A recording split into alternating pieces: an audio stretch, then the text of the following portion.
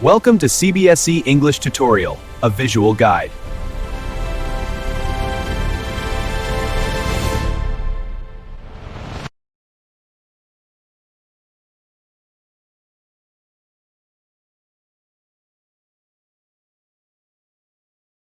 Fresno, located in the fertile San Joaquin Valley of California, is a vibrant agricultural city known for its orchards, vineyards, and wide-open landscapes. Surrounded by rich farmland and lying near the majestic Sierra Nevada, Fresno developed in the late 19th and early 20th centuries as a multicultural community shaped by immigrant families, farmers, and working-class people. Among these immigrant communities, the Armenian community was particularly significant, bringing with it strong cultural traditions, storytelling, and a deep sense of family identity.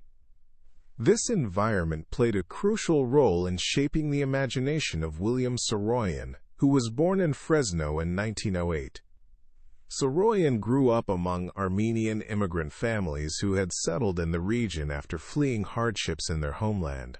Life in Fresno exposed him to the warmth of close-knit communities, the struggles of immigrant families, and the everyday humor and humanity found in ordinary people. These experiences deeply influenced his writing, which often celebrates kindness, innocence, and the resilience of human relationships. Saroyan became one of the most beloved American writers of the 20th century. His works are known for their simple language, emotional warmth, and focus on common people. Some of his well-known works include The Human Comedy, My Name is Aram, and several plays and short stories that portray life within Armenian American communities.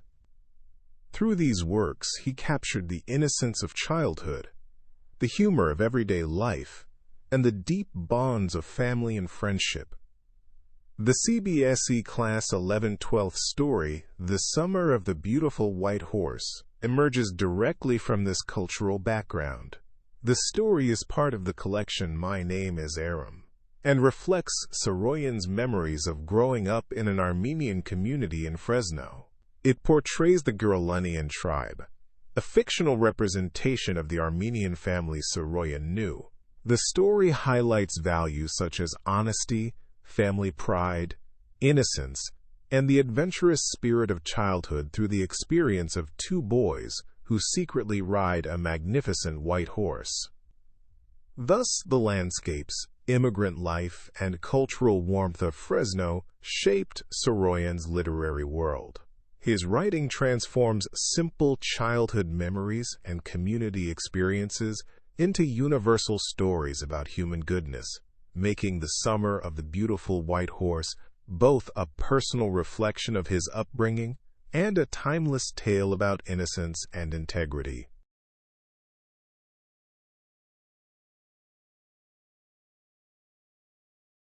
So what happens when this perfect summer adventure makes two young boys question everything they thought they knew about their family's honor?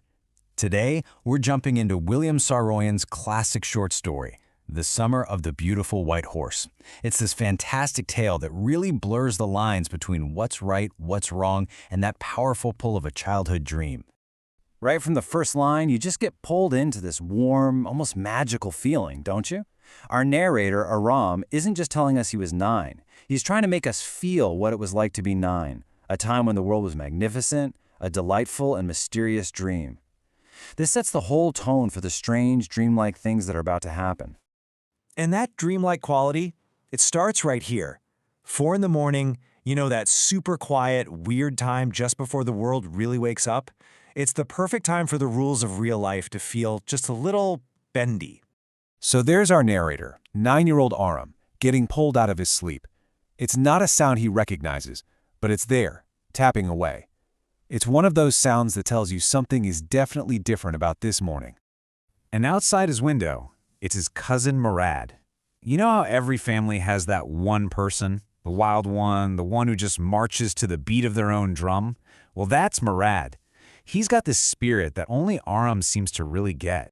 And then, Aram sees it, a sight so completely unbelievable, he has to be dreaming. his crazy cousin at 4 in the morning sitting on top of a stunning white horse. For a kid who loves horses more than anything, this isn't just real life. It's pure magic. But this beautiful, impossible sight immediately sets off alarm bells in Aram's head.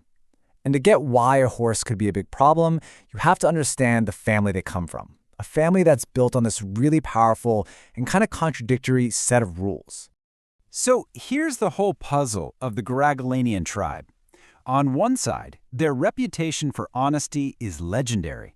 We're talking 11 centuries of being known for trust and pride. But on the other side, they are dirt poor. I mean, comically poor. They barely have enough money for food, so there is no way they could afford a horse like that. Aram's brain just clicks. He connects the dots instantly. No money, beautiful horse. The conclusion is simple, and it's kind of devastating. He asks the one question that just hangs there in the air, a question that goes against everything he's ever been taught about his family. So what do? You're faced with this impossible choice between your family's code of honor and the horse of your dreams. Well, if you're 9-year-old Aram, you do some pretty impressive mental gymnastics. It's not really stealing if it's just for a ride, right? It's more like borrowing. As long as they don't try to sell it, which is unthinkable, their honor is, technically safe. It's the perfect loophole. Okay, so with his conscience sorta clear, Aram climbs out the window and bam, the adventure begins. This kicks off a secret summer of early morning rides, all fueled by this unique family trait that seems to explain everything about his cousin. This right here is the key to understanding Mourad. The family has what they call the crazy streak. It's not about being insane. It's this untamable, passionate spirit that just pops up every few generations. And in Mourad, everyone sees it. He's the natural heir to this wildness. And the original owner of this crazy streak is their uncle Khosrov.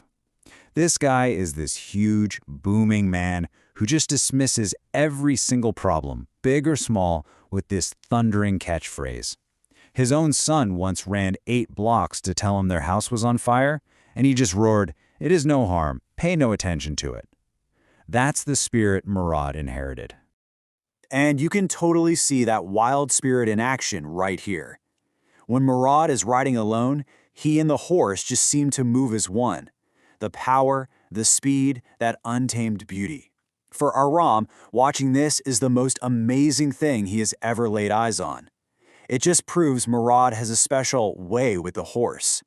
So Aram's turn, it doesn't quite go the same way. He's terrified. The horse just bolts, completely ignores the path, and dumps him right in a vineyard before taking off. It takes them a good half hour to even find it again. This little disaster just goes to show that Mourad's way with a horse isn't something just anyone can do. The boys actually get away with it for a few weeks, hiding the horse and taking their secret rides.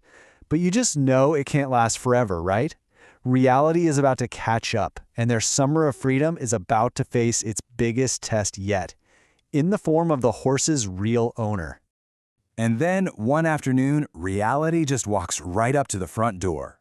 A farmer, John Biro, comes to visit Aram's house, and he's just heartbroken. His beautiful white horse was stolen about a month ago. As Aram listens to this, that fun adventure of borrowing the horse suddenly starts to feel very heavy and very, very risky. And then it happens. The moment they've been dreading. They're taking the horse back to its hiding spot. They turn a corner and come face to face with John Biro himself. There's nowhere to go, no way to run. The truth is just standing right there in the middle of the road. The farmer looks at the horse, really studies it. He knows his animal. He recognizes it right away, and he says it just like that. For a second, you think, okay, that's it. They're caught. But then, and this is the absolute heart of the whole story, John Biro has a choice to make. Does he believe what he's seeing with his own 2 eyes? Or does he believe in the reputation of the Garagolian family? I mean, he even looks in the horse's mouth and says it's a perfect match, tooth for tooth. But their family's name for honesty is so powerful, he chooses to trust that over his own senses. He calls it the horse's twin and just walks away. Okay, so that encounter, it changes everything. It totally shakes them up. Their family's honor, the thing they maybe took for granted, just saved them. And now they have a choice to make. They don't even have to talk about it. They just know what they have to do. The very next morning, they lead the white horse back to the vineyard and leave it in the barn. The adventure is officially over. They do the right thing, proving that the farmer's faith in them was the right call after all. And here's the best part. Later that day, John Biro comes back to Aram's house, and he is just thrilled. His horse is back. And, funny enough, he says the horse is stronger and better tempered than it was before. It's almost like its little vacation with Mourad, the kid with a way with horses, was good for it. And of course, who's there to hear all this good news? Uncle Khosrov. And, true to form, he gets all irritated by the excitement and just cuts John Biro off with his classic roar, bringing the whole story to a perfect, hilarious end. So that leaves us with the big question, right? Why did they really take the horse back? Was it a genuine crisis of conscience, like they suddenly felt the need to live up to that family name? Or was it just plain fear after that super close call on the road? The story never really tells us, which is what makes it so great. It leaves you wondering about that blurry line between doing the right thing and just not wanting to get caught.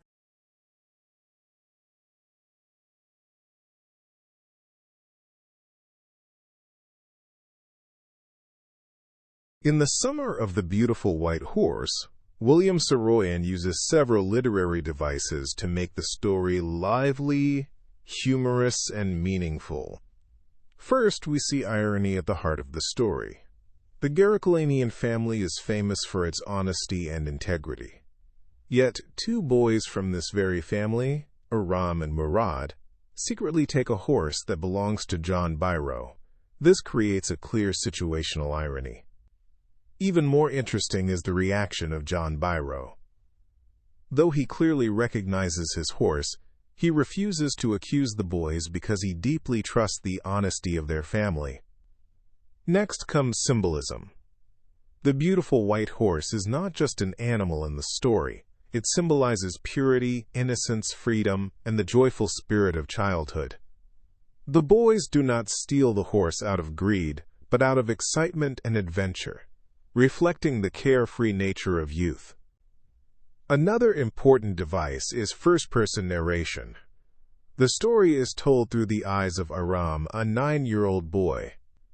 Because of this, the events are described with innocence and wonder, rather than strict judgment. The reader experiences the adventure exactly as Aram feels it, full of excitement, curiosity, and confusion about right and wrong. Saroyan also uses flashback. The story begins with the nostalgic line, "One day back there in the good old days." This immediately tells us that Aram is recalling a memory from his childhood. This technique creates a warm and reflective tone throughout the story. The writer also uses vivid imagery to bring the scenes to life. For example, when the horse stands on its hind legs and snorts loudly, the reader can almost see the powerful animal and feel the thrill of the moment. Another delightful element in the story is humor. The character of Uncle Khosrov adds comic relief. His loud voice and repeated line, "It is no harm. Pay no attention to it," make him a memorable and amusing character while also showing the unique personality of the Armenian community. Finally, the story highlights a powerful theme of integrity and family reputation. Even though the boys briefly keep the horse, they eventually return it. This shows that the values of honesty and honor, deeply rooted in their family tradition, ultimately guide their actions. Through irony, symbolism, humor, and vivid narration, William Saroyan turns a simple childhood adventure into a story about innocence, morality, and the importance of family values.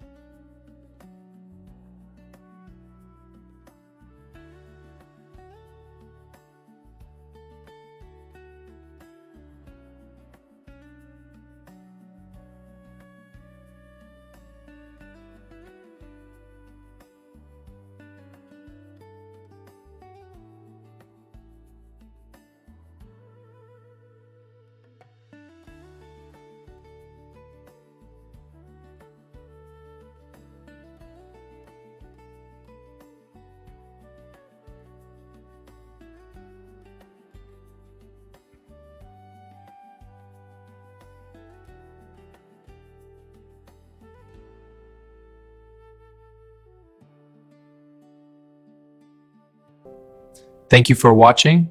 See you again in a bit.